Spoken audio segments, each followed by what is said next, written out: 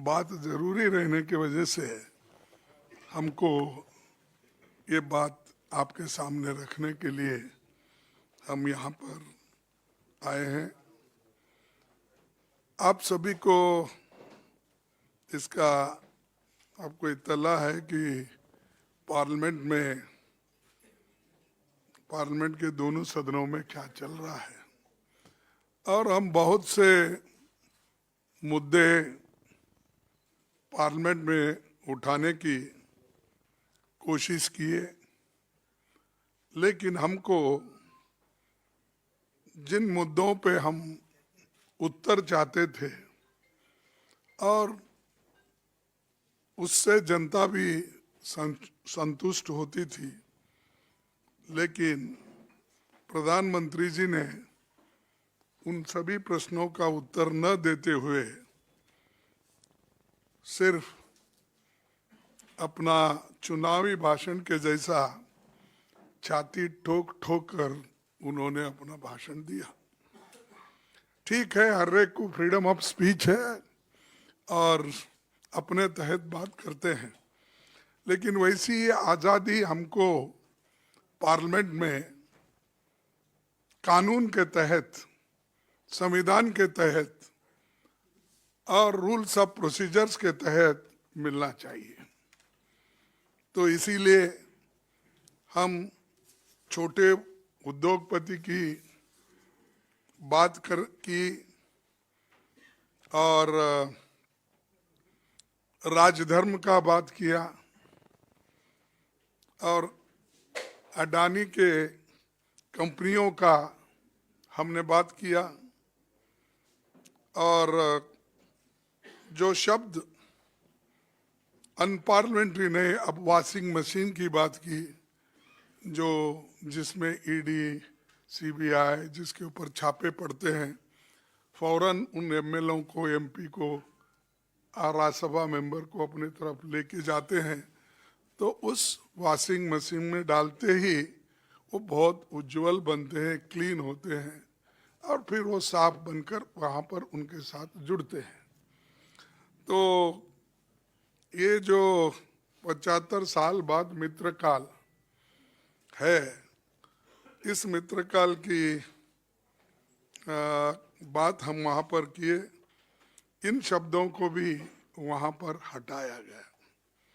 कोई अनपार्लियामेंट्री बात तो हम नहीं कही, और हमने ये बताने की कोशिश भी की कि पॉइंट ऑफ ऑर्डर के तहत रूल 238 और रूल 38A और उसी तरह जो एक्सपेंज करने के लिए 261 और 262 के तहत कुछ प्रोसीजर होते हैं, उसके तहत भी हम पूछने की कोशिश करें, लेकिन मुझे मौका नहीं मिला।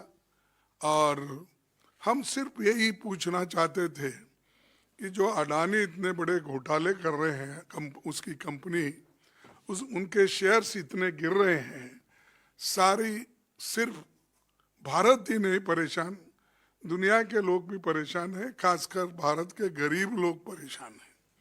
उसके लिए हम जॉइंट पार्लियामेंट्री कमेटी चाहते थे, और जॉइंट पार्लियामेंट्री कमेटी पूछना ये कोई गुनाह है? ऐसे शब्द भी उसमें से निकाले गए।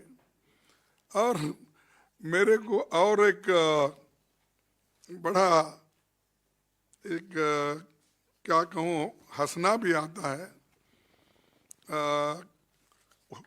उन्होंने मेरे ऐसे ऐसे लफ्ज निकाल दिए। मैंने पेज नंबर 48 पे कहा था, आपकी चुप्पी साधने के वजह से और मौनी बाबा बनने की वजह से ये परिस्थिति आई है। ये मोदी साहब भी वहाँ थे, और ये मौनी बाबा का शब्द उन्होंने अनेक बार नरसिंह राव जी के खिलाफ और मनमोहन सिंह जी के खिलाफ बोले। वो अनपार्लियामेंट्री नहीं था, वो निकाले नहीं उस वक्त, ये इसको निकाले। आप कैसे, और एक दूसरी पन्ना 54 पे आप कैसे ऐसा बोल रहे हैं, मुझे बोलना भी आप सिखाएंगे। मैंने कहा, क्योंकि जब चेयरमैन साहब मुझे कहे कि भाई आप ठीक बोलिए, तब मैंने बोला साहब आप क्या मुझे बोलना भी सिखाएंगे? तो वो भी आपत्तिजनक हो गई, वो भी निकाल दिए। इसमें पार्लियामेंट्री अनपार्लियामेंट्री क्या है? और पन्ने 55 पे वे चंद उद्योगपतियों के क्यों खिला रहे हैं? मोदी जी के एक नजदीकी दोस्त की दौलत आज वो दोस्त मेहरबान हो गए हैं। और बड़ी यानी हमने हमारे पास जो आंकड़े थे, आंकड़ों के साथ हमने बोला कि उसकी संपत्ति पहले क्या थी, उसके बाद किस ढंग से बढ़ी, उसके बाद में आज 12-13 लाख करोड़ के मालिक कैसे बने, यह हमने वहां पर रखा। इसको भी उनकी आपत्ति थी। और हर बात को आप ऑथेंटिक करो, ऑथेंटिक। अरे हमारे पास अखबार से मालूमात जो हासिल जारी करते हैं, टीवी से जारी करते हैं, आप लोगों से लेते हैं, जनता के पास जाते हैं तो हम लेते हैं। तो हर बात को ऑथेंटिसिटी क्या है वो निकाल दिए। 81 पेज, उसमें से जो भी मेंबर्स ईडी और इनकम टैक्स घोटाले में लिप्त थे, मैंने कहा कि वो वॉशिंग मशीन की बात, उन्होंने वो भी निकाल दिया। फिर 83 में वो जो कलंकित लोग होते थे उनके खिलाफ छापे अब बंद हो गए और उनको कंसेशन दिया जाता है। ये कौन सी, इसको भी उन्होंने निकाल दिया।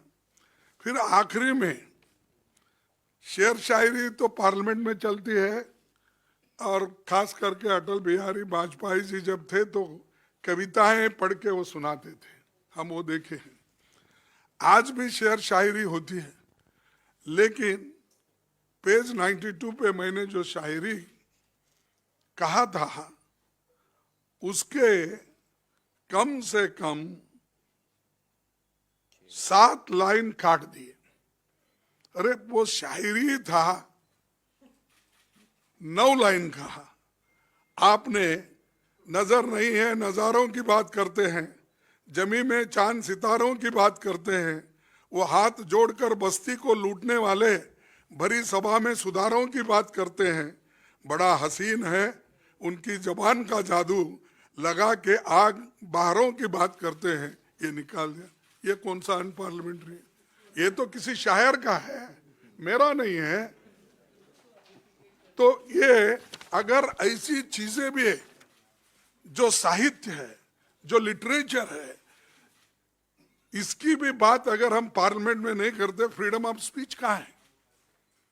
और संविधान हमको बोलता है कि पार्लियामेंट मेंबर अपनी बात रख सकते हैं, लेकिन उन्होंने इसको काट छाट के मेरा पूरा जितना भी कहना था उसको उन्होंने निकाल दिया।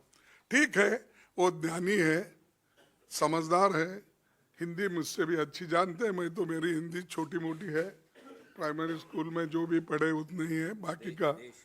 और मैं आम आदमी की हिंदी बोलता हूँ, हिंदुस्तानी बोलता हूँ, तो इसीलिए मेरे हिंदी में कुछ कमजोरी वो दिखे होंगे और मेरे पढ़ने में कुछ उनको मुश्किल हो गया होगा ये शायद। तो ये भी मुझे निकाल दिए। अब बात ये बड़ा महत्वपूर्ण है, आगे मैं आपको थोड़ा पढ़ के इसलिए सुना रहा हूँ कि जो हमने तैयार किया है नोट, तो उसका एक, क्या अडानी घोटाले की जांच नहीं होनी चाहिए? मैं ये पूछना चाहता हूँ। क्या ज्वाइंट पार्लियामेंट्री कमेटी नहीं बिठाना चाहिए? और ये नई प्रथा नहीं है, 3, 4, 5 दफा पार्लियामेंट में ऐसी घटनाएं घटी है। फिर क्या LIC का पैसा जो अडानी की कंपनियों में लगा है, उसकी गिरती कीमतों पर सवाल उठाना नहीं चाहिए? क्या SBI और दूसरे बैंकों द्वारा अडानी को दिए गए 82,000 करोड़ लोन के बारे में सवाल नहीं पूछना चाहिए? क्या ये नहीं पूछना चाहिए कि अडानी के शेयरों में 32% से ज्यादा गिरावट के बावजूद LIC और SBI का 524 करोड़ अडानी FPO क्यों लगाया गया? ये तो पूछना चाहिए। जनता का पैसा इसमें लगा हुआ है, हर एक की जिंदगी उसमें है। फिर क्या ये नहीं पूछा जाना चाहिए कि LIC और SBI के शेयरों की कीमत शेयर बाजार में 1 लाख करोड़ से ज्यादा क्यों गिर गया? और दूसरा प्रश्न, क्या यह नहीं पूछना चाहिए कि टैक्स हेवन से अडानी की कंपनियों में आने वाला हजारों करोड़ रुपया किसका है? क्या यह पूछना गलत है कि मोदी जी ने अडानी के एजेंट के तौर पर श्रीलंका और बांग्लादेश में ठेके दिलवाए? ये तो पत्रिका में आया था और सबको मालूम है। जब हमने अंदर भी कहा, बाहर उस वक्त कोई पूछे नहीं, और ये सबको भी मालूम है। क्या यह सच है कि फ्रांस की टोटल गैस ने अडानी की कंपनी में होने वाले 50 बिलियन अमेरिकी डॉलर के निवेशन को जांच पूरी होने तक रोक दिया है? ये भी हम पूछना है।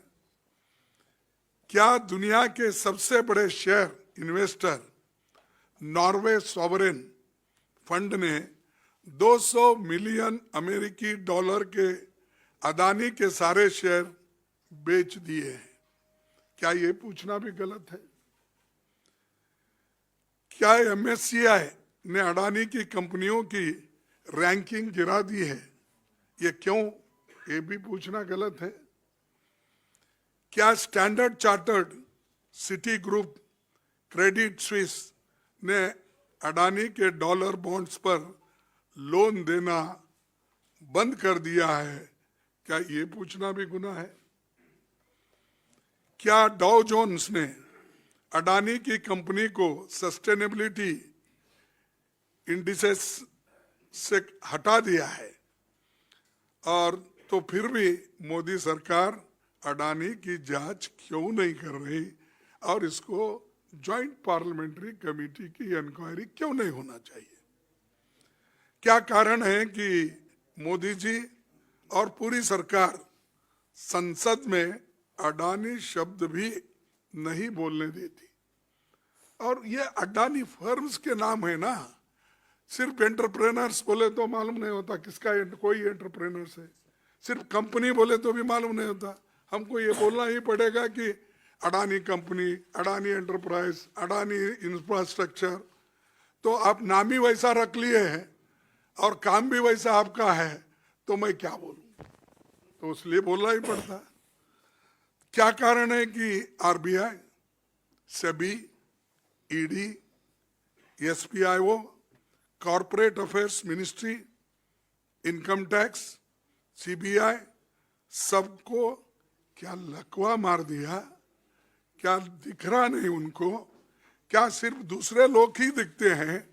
इतने घोटाले होने के बावजूद ये संस्थाएं क्यों चुप बैठी? इसीलिए ये हमारा काम है कि सरकार को पूछना। जनता ने हमको चुन के भेजा है, हमारी जिम्मेदारी होती है, हमारी रिस्पॉन्सिबिलिटी होती है कि जनता के पैसे की हिफाजत भी करे, उनके हकूक का रक्षण भी करे, और जो घोटाले हो रहे हैं देश में, इसका परिणाम जो आम जनता पे हो रहा है उसके बारे में पूछना हमारा फर्ज होता है। लेकिन हमको उन्होंने वहाँ पर ना कमेटी बिठाने की कहीं सम्मति दी या हमारे को कहने के लिए भी नहीं दिए। यहाँ तक कि जो जो सवाल हमने उठाने की कोशिश की उसको भी वहाँ पर बोलने की एक इजाज़त नहीं मिलने की वजह से हमारे लोग बहुत से वहाँ पर एजिटेट हो गए और वहाँ पर डिमांड किया कि जॉइंट पार्लियामेंट्री कमेटी बिठाओ बिठाओ बिठाओ, तो उन्होंने नहीं सुना। तो मैं इतना ही इन्हीं शब्दों के साथ मैं अपने बातों को समाप्त करता हूँ। और यहाँ जो बजट पे उत्तर चल रहा है, इसीलिए मैं संक्षिप्त में आपको भी बोलूँगा, अगर एक दो प्रश्न अगर कुछ है तो जल्दी से आप कह सकते हैं।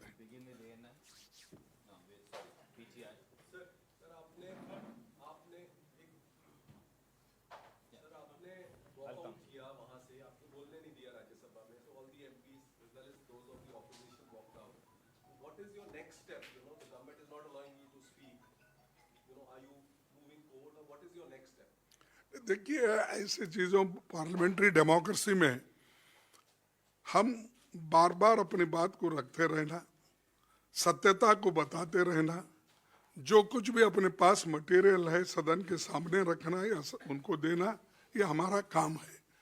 अगर गवर्नमेंट डेमोक्रेटिकली नहीं चलना चाहती है, ऑटोक्रेसी की बात करती है, अब वो डिक्टेटर की बात करती है, तो इसको जनता ही इनको उनसे छुटकारा पाते। सर, आपने राज्यसभा चेयरमैन को और मंत्री साहब ने लोकसभा स्पीकर को चिट्ठी लिखी, आपके और राहुल जी के भाषण को में जो पोर्शन को एक्सपंज किया गया, क्या उसके ऊपर कोई प्रतिक्रिया अभी तक आप लोगों को मिली है? और दूसरी चीज ये, क्योंकि अब जो सेशन का जो हिस्सा है 13 तारीख को खत्म हो जाएगा, तो इस मामले को आप लोग आगे सड़कों पर लेके जाएंगे क्या? नहीं, ये देखिए, हम जो रूल्स के मुताबिक, प्रोसीजर के मुताबिक कहना था वो कहे हैं, और उनको चिट्ठी भी लिखे हैं, और मैं मिलकर भी उनको कहा हूं कि ये देखिए हमने चिट्ठी ये लिखी है और इसके तहत आप एक्शन लीजिए। केवल मेरे शब्दों को एक्सपंज करने से जो एलिगेशंस लगे हुए जनता के ओर से, मीडिया के ओर से, वो तो साफ नहीं होते, तो इसलिए हमारा काम हमने किया। सर, मेरा सवाल है कि राहुल गांधी जी के भाषण को भी सदन के पटल से हटाया गया, आपके भी भाषण को सदन के पटल से हटाया गया। लगातार आप लोग मांग करते रहे, लेकिन अब आप लोगों के पास विकल्प क्या बचा हुआ है? क्या कोई विकल्प बचा हुआ है जिसके माध्यम से कुछ दोबारा हो सकता है? अब देखिए, हमारा फर्ज ये है कि सदन में इसको उठाएंगे, जब वो मानेंगे नहीं तो हमारे लोग तो हर डिस्ट्रिक्ट में इसके बारे में एजिटेट किए हैं, आप सभी को मालूम है, आपने भी बताया अपने इसमें। तो संसद के अंदर भी तो हम लड़ रहे हैं, अब संसद चल रहा है, और संसद के बाहर भी लड़ते रहेंगे, लोगों को बताते रहेंगे। सभापति के बारे में सर आपकी क्या राय है? सर, राज्यसभा के सभापति के बारे में आपकी क्या राय है? रिस्पॉन्ड किया गया बड़े पैमाने पे आपकी बातों को। नहीं, मेरे बातों को चेयरमैन साहब ने एक्सप्लेन किया, वहाँ लोकसभा में वहाँ पर स्पीकर साहब राहुल गांधी जी के बातों को एक्सप्लेन। अब इसके ऊपर ही आप सोचिए डेमोक्रेसी के नाम पे क्या चल रहा है। और ऐसा कभी नहीं देखा, मैं 5 साल वहाँ भी फ्लोर लीडर था, मेरा एक शब्द भी एक्सपेंज नहीं हुआ। और कर्नाटक में मैं 9 साल रेगुलर था और 5 साल मैं डिप्टी लीडर था, एक शब्द वहां पर भी एक्सपेंज नहीं हुआ 14 साल में। ये पहली बार देख रहा हूं यहाँ पर जो अपने शायरी से लेकर वॉशिंग मशीन से तक सब अनपार्लियामेंट्री। सरकार के मंत्रियों का या सरकार की तरफ से पहले दिन से कहा जा रहा है कि अदानी समूह की कंपनियों से सरकार का लेना देना नहीं, लेकिन सदन के अंदर भी टीएमसी अलग राह पे दिखी, आम आदमी पार्टी और डीआरएस अलग राह पे दिखे, और बहुत हद तक ज्यादातर पार्टियों को आप एकजुट रखने में कामयाब रहे। तो पूरा विपक्षी एकजुटता न दिखने की वजह से भी सरकार जो है एक्सपंज कर रही है या आपकी बातों को नहीं मान रही है? नहीं, ये इस इश्यू पे सब इकट्ठे है। देखो, पॉलिटिकली हर स्टेट में उनके पार्टियां अलग है, तो वो लड़ते रहेंगे अपने उसूलों पे, लेकिन इस इश्यू पे ये ज्वाइंट पार्लियामेंट्री कमेटी के बारे में तो पहले ही दिन सभी ने मिलके मेरे ही चेंबर में 17 पार्टियां एक होकर बोले। फिर आपके सामने हम विजय चौक पे आए, वहां पर भी हमने आपको बताया। तो एकता तो है इस विषय पे, और सभी लोग इस देश को बचाना चाहते हैं और गरीब लोगों की संपत्ति का हिफाजत करना चाहते हैं, तो इसमें कोई दो राय नहीं। One more after that. It's not just a question of expunging whatever statements you've made. Whenever you stand up to speak in Rajya Sabha, there are multiple interjections by the chair. More than, I mean, by the treasury benches, there are far fewer interjections more by the chair. Do you think he's prejudiced against the opposition? Would you like to say anything? No, I don't want to say about anything that when you have seen, I am very thankful to you. You have personally seen in TV and how the matter was going there. So I leave it to your judgment how the situation was. Sir मेरा सवाल ये है जिस तरह से अभी चाहे लोकसभा में हो राज्यसभा में हो बड़े बड़े नेता भाषण देते हैं और उनके भाषण से अंश निकाल लिए जाते हैं कह के कि ये विवादित है, तो ये एक बहुत बड़ा मुद्दा है। ऑपोजिशन कह रहा है हमें बोलने नहीं दिया जाता, और जब बोला जाता है तो उसके जहाँ पे जो चीजें सरकार को घेरती है उसको निकाल दिया जाता है। तो क्या आप लोग विपक्ष के साथ मिलकर, आपने ये रणनीति तो बनाई कि सरकार को कैसे घेरा जाए, लेकिन ये एक बहुत बड़ा मुद्दा है, क्या इस पे आप लोग कोई विपक्ष के साथ मिलके आगे आपकी योजना है? देखिए मैडम, मैंने पहले ही कहा, मैं पहली बार देख रहा हूँ मेरे जिंदगी में 51 साल के लेजिस्लेटिव क्या बोलते हैं कार्यकाल में कि इतना बड़ा एक्सपेंशन, नियरली 6 पॉइंट्स मेरे, 18 पॉइंट्स राहुल गांधी जी के, कोई नहीं करा, पीछे भी नहीं आगे भी नहीं। मैं भी वहां पर लोअर हाउस में भी लीडर था, कभी नहीं हुआ। अपर हाउस में भी पहले नायडू साहब थे, लड़ते थे इशू पे रूल्स के तहत, लेकिन ये पहली बार हो रहा है। सभी लोग सोचेंगे उसके बारे में। देखिए सर नेशनल चेयरमैन ने बोला था कि नेशनल इंटरेस्ट की ही बातें सिर्फ होनी चाहिए, जिस पर आपने बोला था कि नेशनल इंटरेस्ट की बातें हो हाउस में। और दूसरा, प्रधानमंत्री के भाषण में कई ऐसी बातें थी जो नेहरू पर थी या मनमोहन सरकार पर थी, तो क्या प्रधानमंत्री के भाषण से भी कभी एक्सपेंड होगी स्पीच से? देखो वहाँ यहाँ पर अब मैं ऐसा कहूँ तो कहेंगे कि देखिए ये चेयरमैन के ऊपर एस्पिरेशंस है। आप देखे अच्छा हुआ, आप कहे अच्छा लग रहा मुझे, क्योंकि अगर हम कहते तो उसको बहुत दूसरे तरीके से लिखते थे। और ये नेशनल इंटरेस्ट नहीं तो क्या है, LIC डूब रही है, SBI डूब रही है, पंजाब नेशनल बैंक डूब रही है, अनेक जो मनी लेंडिंग बैंक्स है, इन्वेस्टर्स है, वो डूब रहे हैं, और ये हम नेशनल इंटरेस्ट की बात नहीं कर रहे हैं। और उन्होंने जो कहा नेशनल इंटरेस्ट की कोई बात नहीं कही, नेहरू जी पे, गांधी जी पे, और नेहरू गांधी का नाम बदलना। अरे देश को क्या बना रहे हो, कुछ बनाए वो तो बोलिए। हमने तो बड़े बड़े IIT और AIIMS ऐसे बड़े चीजें किए जिस देश में एक खाने के लिए, दाने के लिए लोग तरसते थे, उनको बड़े बड़े डैम करके आज अनाज का भंडार भर दिया। और वैसे लोगों को पूछ रहे क्या किया 60 साल में, क्या करे, आपका पेट भरे? नहीं, चलिए।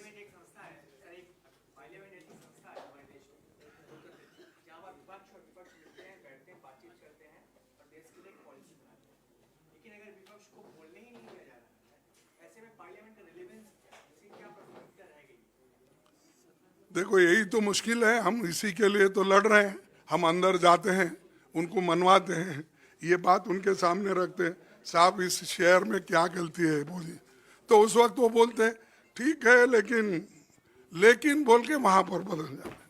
अब मैं क्या करूं, इसलिए ज्यादा कुछ उनके बारे में बोलना भी नहीं चाहता हूं। I have got great respect for him and parliamentary democracy हम चाहते हैं, इसीलिए थोड़ा सहनशीलता से हम चल रहे हैं।